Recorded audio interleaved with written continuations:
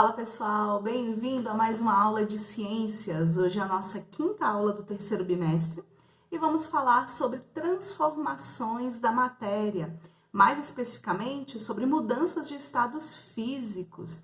Sim, nós vamos ver que existem dois tipos de transformações da matéria. Transformações químicas, que é tema da nossa próxima aula, e o tema de hoje que são as transformações físicas. É bom que essa aula hoje é mais tranquilinha para dar aquela tranquilizada, aquela acalmada, descansada da última aula que foi um pouquinho mais pesada, né?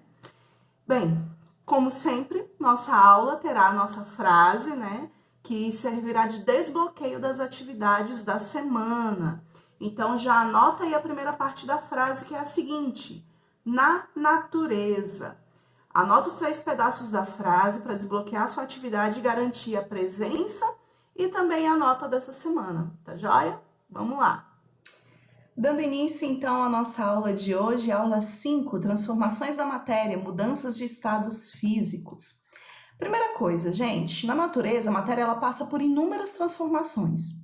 Se você for pensar em qualquer coisa aí do seu dia a dia, desde, sei lá, pegar um ônibus, tomar um sorvete, fazer uma comida, enfim, várias e várias ações do seu dia a dia, nelas estão envolvidas as várias transformações da matéria.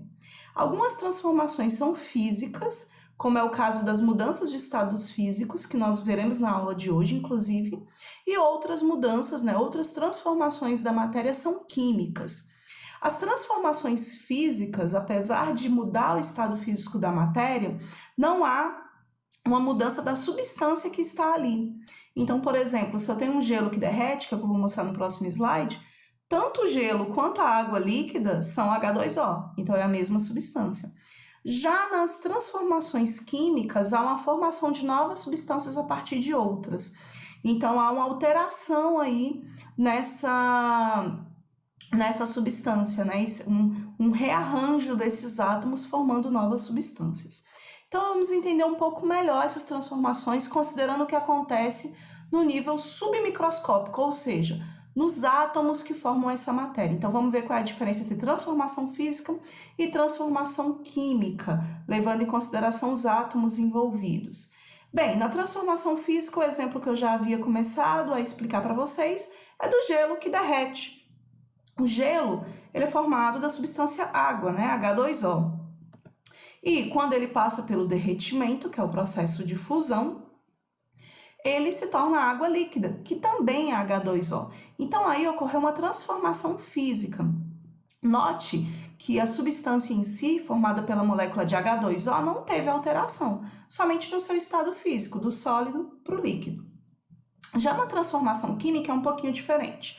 A mesma água, por exemplo, o H2O, pode vir através de uma transformação química que ocorre devido a uma descarga elétrica nessa água, pode se transformar em 2 moléculas de gás hidrogênio e uma de gás oxigênio, tá? Isso daí é chamado de eletrólise da água, Onde você tem a separação, precisa de 2 moléculas de água para formar 2 moléculas de H2 mais uma molécula de O2, tá? Então, esse H2O aí se separa nesse momento e essa água se transformou, então, em 2 gases, hidrogênio e oxigênio. Aqui houve uma transformação química.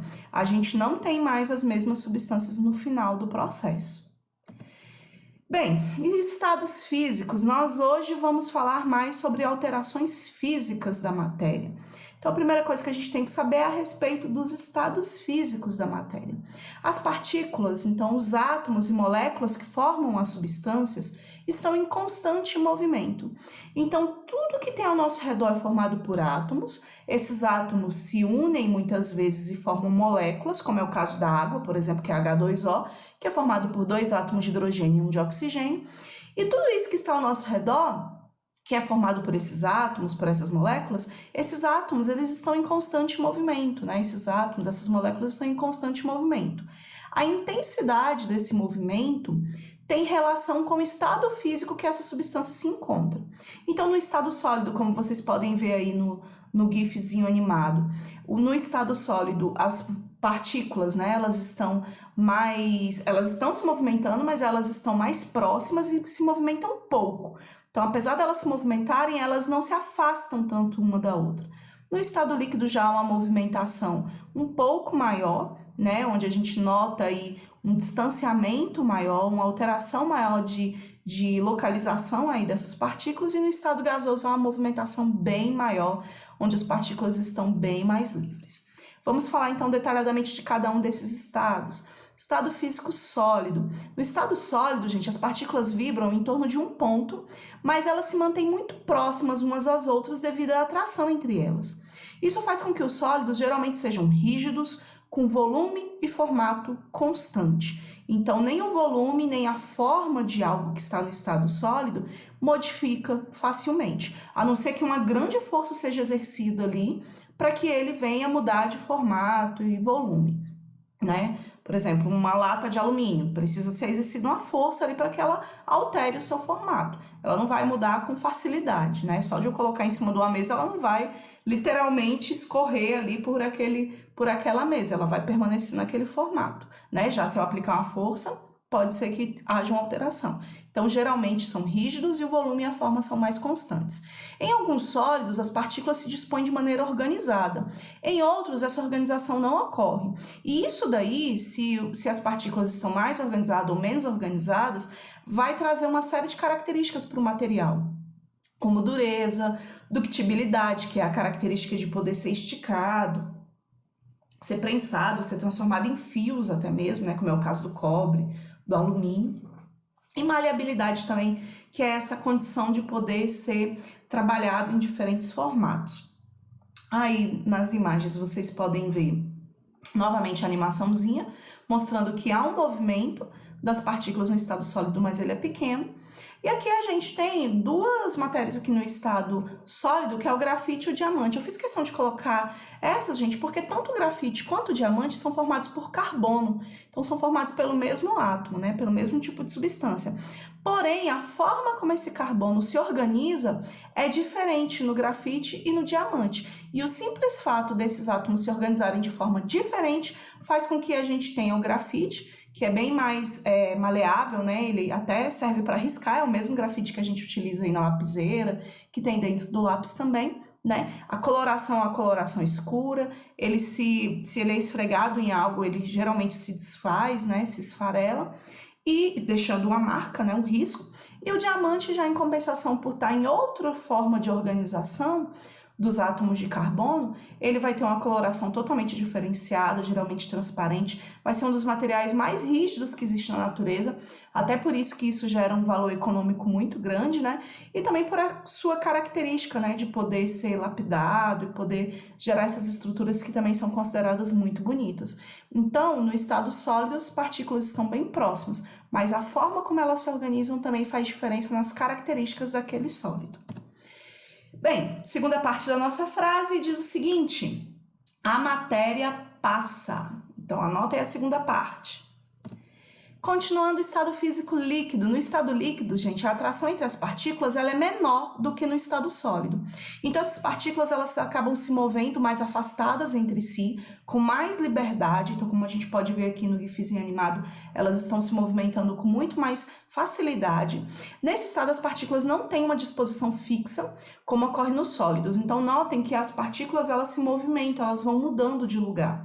Em decorrência disso, os líquidos eles têm até um volume fixo. A quantidade ali não muda muito, né? Mas não tem uma forma definida. Então, se você pega qualquer líquido e coloca dentro de um recipiente, ele vai adquirir o formato daquele recipiente, porque a forma do líquido já não é mais definida, tá?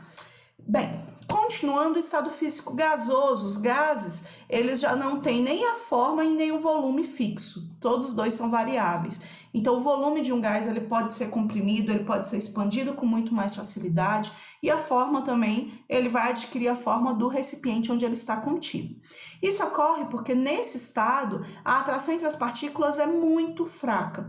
Então, ao contrário lá do sólido, que as partículas estavam bem pertinhas, aqui pelo contrário, elas estão bem afastadas. E elas se movem livremente por todo o espaço disponível. Essa característica permite que os gases sejam comprimidos ou expandidos com muita facilidade. No exemplo aí da imagem, eu coloquei um balão sendo preenchido com gás hélio. O gás hélio, por estar no estado gasoso, pode facilmente ser comprimido dentro de um cilindro. Obviamente que esse cilindro tem que ter uma resistência para aguentar essa pressão, né, que esse gás comprimido vai gerar. E aí a gente pode utilizar um cilindro desse para encher vários e vários balões, porque quando ele entra dentro do balão, ele vai ocupar aquele espaço e vai poder se expandir ali dentro. Então ele vai render bastante. Eu vou ter uma grande quantidade de gás comprimido em um cilindro até relativamente pequeno. E depois esse gás, ao ser liberado dentro dos balões, se expande e aí pode ocupar um espaço bem maior. Característica aí graças ao estado físico gasoso, né?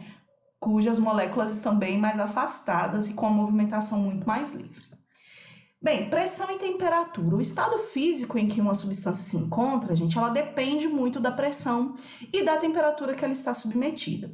A água, por exemplo, numa condição de 1 atm, que é a pressão ao nível do mar. Professora, o que é esse negócio de pressão atmosférica? É o seguinte, quando você está mais próximo do nível do mar, que é onde são as regiões mais baixas, né, da nossa camada terrestre, a gente tem uma camada de ar, uma coluna de ar muito maior sobre a gente. Então, aqui a gente diz que existe uma pressão muito maior aqui nessa região, porque tem uma camada de ar ali em cima muito maior. E essa camada de ar, ela gera uma pressão, ela tem um peso, ela tem uma densidade. Já, quanto mais alto eu estou, aqui no caso está, por exemplo, mostrando a cidade de Santos, ao nível do mar, e São Paulo, que está a 750 metros de altitude, acima do nível do mar. Aqui vocês podem notar nesse desenho que São Paulo, por exemplo, tem, em comparação com Santos, tem uma camada menor de ar sobre essa cidade. Então, a pressão atmosférica aqui é menor. O que acontece? Ao nível do mar, nessa pressão maior, por exemplo, a água ela ferve, né? Ela entra em ebulição a 100 graus Celsius, tá? Ela vai sair do líquido para o gasoso. E ela congela, ela vai sair do líquido para o sólido, né? Ela vai solidificar a 0 graus Celsius. Porém, quando a gente está em uma situação diferente, por exemplo, no topo do Monte Everest, que está a 8.000 metros de altitude acima do nível do mar, ou seja, bem mais alto que São Paulo, né? 8.000 metros.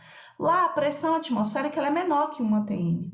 E lá, a água, para vocês terem uma noção, ela passa do estado para o estado gasoso em temperatura acima de 71 graus Celsius. Então, a 71 graus Celsius, a água lá já está evaporando, já está passando por esse processo de passagem do líquido para o gasoso. Então, às vezes a gente tem que tomar cuidado assim de dizer qual temperatura que a água passa do estado líquido para o gasoso. Depende da pressão, né? Não só da temperatura. Então, eu vou dizer que é 100 graus Celsius, mas depende qual é a pressão que está sendo utilizada ali. Aqui, para a gente estudar essas alterações de estado físico, nós vamos considerar sempre que a pressão é ao nível do mar, que é 1 atm, que é considerada a pressão atmosférica padrão.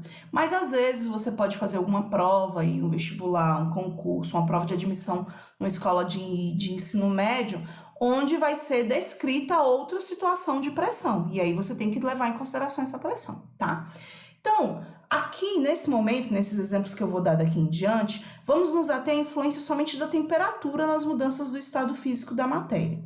Para isso, a gente vai considerar sempre que a pressão vai se manter constante a 1 atm, tá? Então, em todos os exemplos apresentados, vai ser assim. A gente está considerando sempre a pressão de 1 atm. Nessas condições, né? Quando uma substância ela é aquecida, a quantidade de energia térmica nela vai aumentando. E com isso as partículas vão se movimentando mais intensamente e vão se afastando uma das outras. Se a quantidade de calor recebida for suficiente, a substância ela até muda de estado físico. Então, sei lá, é um sólido. Aí começou, como está o exemplo aqui, começou a receber calor, começou a aumentar a energia térmica ali, então as partículas vão se movimentando cada vez mais, até que chega um ponto que vai mudar para o estado físico líquido, tá? E se continuar aquecendo, vai movimentando cada vez mais, até que passa para o gasoso, que é uma movimentação ainda maior, tá? É necessário que seja transferida ali uma quantidade de energia térmica, né, de calor ali, seja passado calor na quantidade suficiente. O inverso ocorre quando a substância é resfriada, ou seja, quando ela perde energia térmica. Conforme uma substância ela vai sendo resfriada, então agora a gente vai fazer o caminho inverso aqui, ó. Conforme ela é resfriada, ela vai perdendo energia térmica e cada vez as moléculas vão se movimentando mais e mais lentamente, ao ponto que pode passar do gasoso para o líquido e do líquido para o sólido. Cada vez as partículas se movimentando menos e se tornando mais próximas umas das outras. Bem, então essa alteração que ocorre na movimentação das partículas, dependendo se elas estão recebendo calor ou se elas estão perdendo calor, é que vai fazer com que ocorram as mudanças de estado físico, se essa quantidade de energia térmica ali for o suficiente, de perda ou de ganho, pode ocorrer essa transformação. Quando uma substância passa do sólido para o líquido, nós temos o processo chamado de fusão. Todas as vezes que vocês verem aqui nessa minha explicação agora uma setinha vermelha, quer dizer então que está ganhando temperatura, está ganhando calor, a energia térmica está aumentando, tá? Quando nós temos uma substância que passa do estado líquido para o gasoso, nós temos aí o processo de vaporização. A vaporização, algo interessante, é que ela pode ocorrer de forma mais lenta ou de forma mais rápida. Quando a vaporização ocorre de forma mais lenta, a gente chama esse processo de evaporação.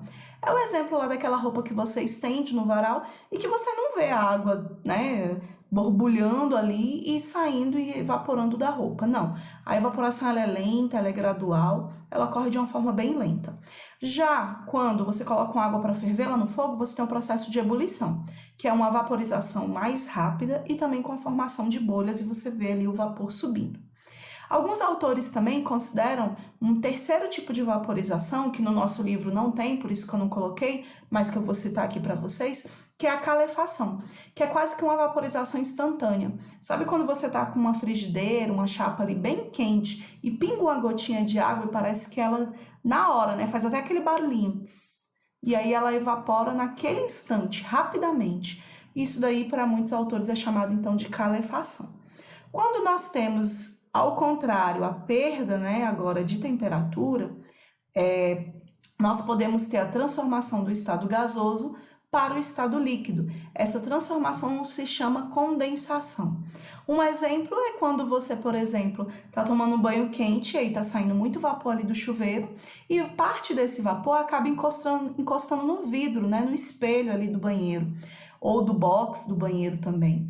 O vidro, por estar bem mais frio, faz com que esse vapor baixe de temperatura e ele que estava no estado gasoso volta ao estado líquido e daqui a pouco lá no espelho, lá no vidro está escorrendo aquela água. Então ali ocorreu uma condensação.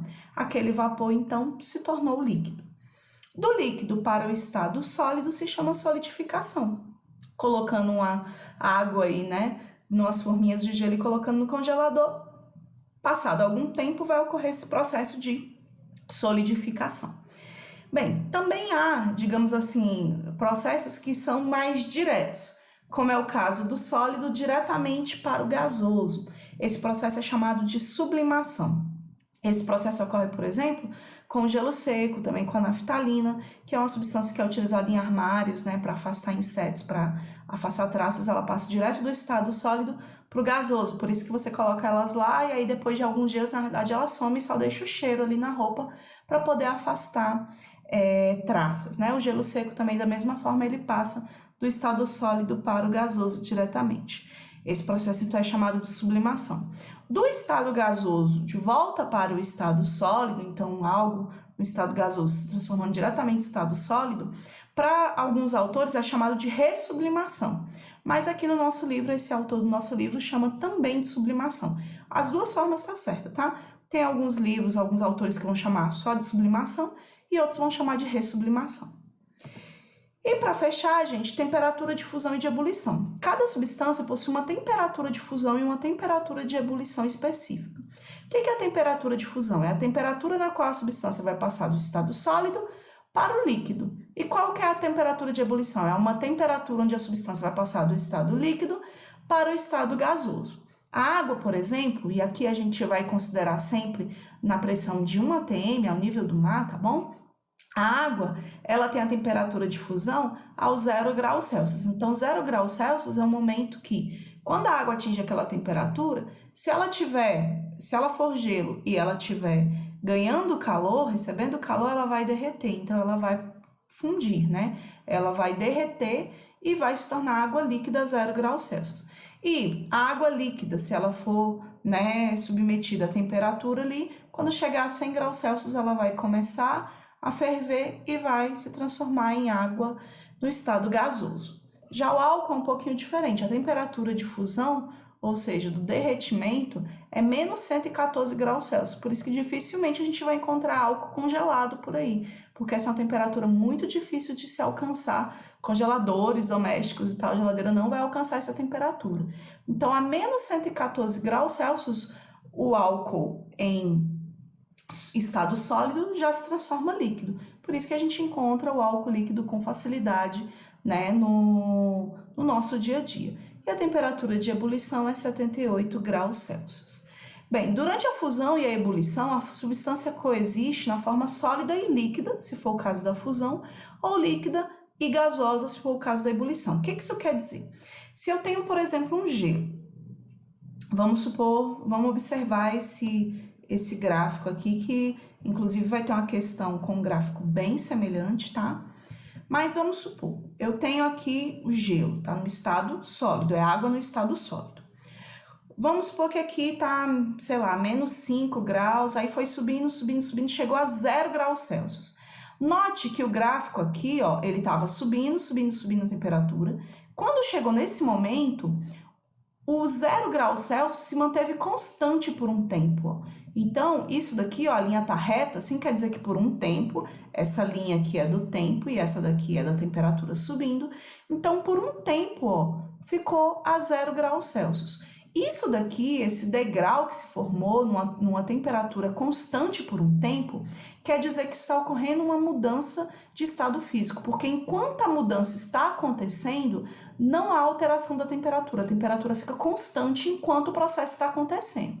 Então, ó, do sólido está passando para o líquido, está passando pelo processo de fusão.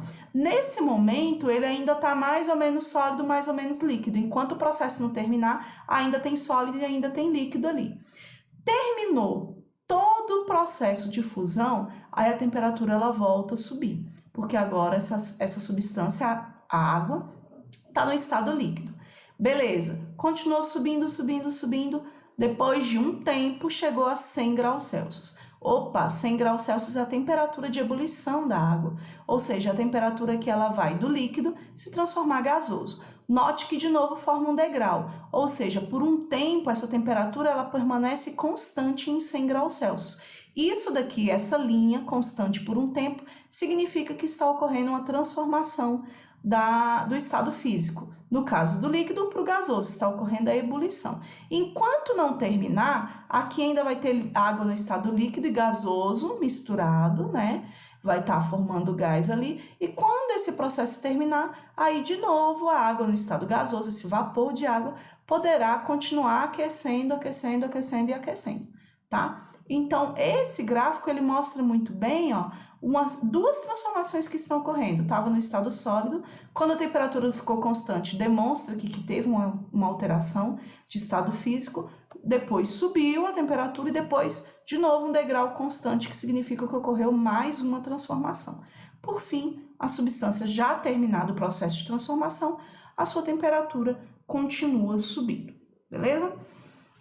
Então, ao longo do processo, quando uma substância está perdendo ou está ganhando calor, quando ela está passando por um processo de transformação da matéria, né, a transformação física, ou do sólido para o líquido, do líquido para o gasoso, ou o contrário, do gasoso para o líquido, do líquido para o sólido, nesse momento a temperatura ela não se altera e acaba formando um gráfico desse jeito aí.